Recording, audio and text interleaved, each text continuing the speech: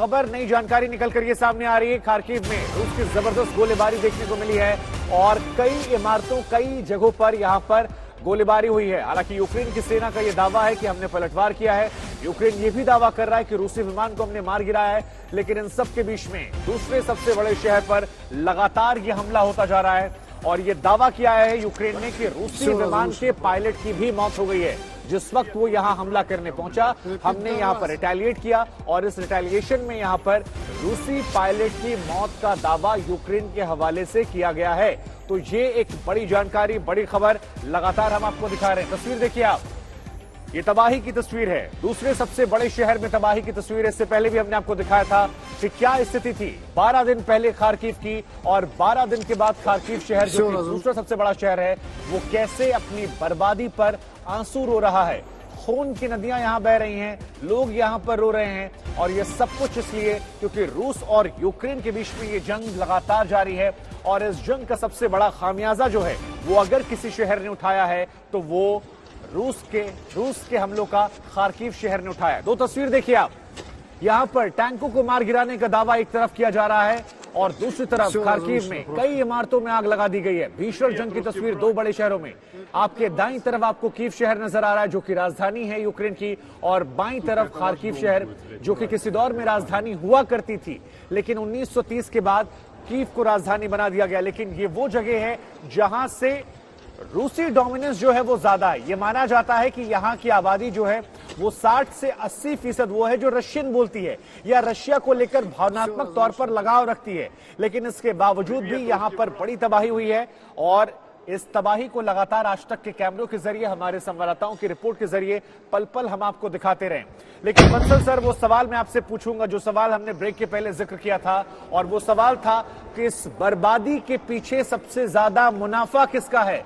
कौन वो है जो इस बर्बादी की वजह भी है और इससे सबसे ज्यादा लाभान्वित हो रहा है? मैं यहाँ ये बात क्लियर करना चाहता हूँ, युद्ध से किसी का फायदा ना हुआ है ना होने वाला है। इस युद्ध में भी किसी से फायदा नहीं होने वाला। आप सीरिया के युद्ध में ले लीजिए, अफगानिस्तान में ले लीजिए, वियतनाम में ले लीजिए, इराक में ले लीजिए, जो कहीं कोई फायदा नहीं हुआ। जो युद्ध है वो एक वर्चस्व की लड़ाई है। जो जिसके ऊपर हमला होता है वो अपने आप को बचाता है, और जो हमला करने वाला होता है वो अपनी सुपरमेसी अथॉरिटी को, और जो ये बड़े बड़े नेताओं की, जो वर्ल्ड लीडर्स की अपनी एक जो सनक है उसकी वजह से युद्ध होता है। और वो युद्ध से कोई किसी को कभी फायदा ना इस युद्ध में भी नहीं होने वाला। अब जो यूक्रेन बर्बाद हो जाएगा, रशिया को कोई फायदा होने वाला नहीं है, अमेरिका को भी कोई फायदा होने वाला नहीं है। उनकी वहाँ पे भी क्रिटिसिज्म हो रही है। पूरे मार्केट में, इसमें पूरी वर्ल्ड इकोनॉमी पे फर्क पड़ रहा है। एक कंट्री पे नहीं, सारे में फर्क पड़ रहा है। जो जीतता है उसको भी नुकसान होता है और जो हारता है वो बर्बाद हो जाता है। ये युद्ध में देखा गया है। अच्छी बात कही सर, लेकिन सबसे खास बात आज तक के स्टूडियो में नजर आती है सर कि अलग अलग पैनलिस्ट की राय जो है वो अलग अलग आती है। और ये भी अच्छी बात है क्योंकि दुनिया यूक्रेन और रूस के मसले पर भी बटी हुई नजर आ रही है। कुछ को यूक्रेन समझ में आ रहा है, कुछ को रशिया। लेकिन पीके श्रीवास्तव सर, क्या आप इत्तेफाक रखते हैं यहाँ पर?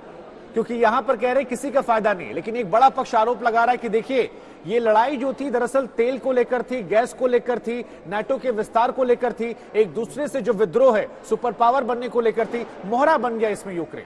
देखिए, युद्ध जो शुरू होता है उसमें जरूर एक फैक्टर होता है कि या शुरू करने वाला कोई भी हो कि इस युद्ध से मुझे फायदा होगा, और जो लोग शामिल होते हैं उनको भी अपना उसमें राजनीतिक और आर्थिक फायदा समझ में आता है। अब अगर सिर्फ हमको इसको इकोनॉमिक पर्सपेक्टिव से देखें तो आप देखिए जो डिफेंस इंडस्ट्रीज हैं यूएस की, इवन जो इंडिया की हैं, उनके स्टॉक्स की प्राइसेस बढ़ गई हैं, जबकि सारी प्राइसेस गिरी हैं मगर इनके स्टॉक्स की प्राइसेस बढ़ गई हैं। ऑयल का जो आप प्राइस देख रहे हैं वो 134 के आसपास पहुंच गया है जी। तो ये तो अपने आप में जो ऑयल इंडस्ट्री है या जो ऑयल रिच नेशंस हैं उन्हीं का फायदा होगा। मैं बताने की कोशिश नहीं करूंगा, किसी एक पर आक्षेप नहीं लगाऊंगा, लेकिन समझ में ये आता है कि सबसे ज्यादा फायदा इससे किसको होगा। ये महाशक्तियां जो आपस में लड़ती हैं उसमें हमेशा एक आर्थिक नीति जरूर जुड़ी होती है। तो आप जिस तरफ इशारा कर रहे हैं फिर उसका नाम भी खुलकर बोलिए सर, दर्शक भी। इससे सबसे ज्यादा फायदा इस वक्त ये लड़ाई यूक्रेन में हो रही है, सबसे ज्यादा क्षति यूक्रेन की हो रही है, लेकिन सबसे ज्यादा फायदा यूएस में स्टॉक्स का हो रहा है, ऑयल की वजह से यूएस को हो रहा है। उससे एक जो वहां की डिफेंस इंडस्ट्री है वो जरूर आगे बढ़ रही है। नाटो में भी शामिल करने का सबसे बड़ा रीजन वही है। जब आप नाटो को में किसी देश को मिलाते हैं तो वो आगे चल करके उसको आपसे हार्डवेयर लेना पड़ता है जो कंपैटिबल हो, नाटो कंपैटिबल हो, तो हार्डवेयर कहां से आएगा? उसके लिए भी अमेरिका ही सप्लाई करता है ज्यादातर।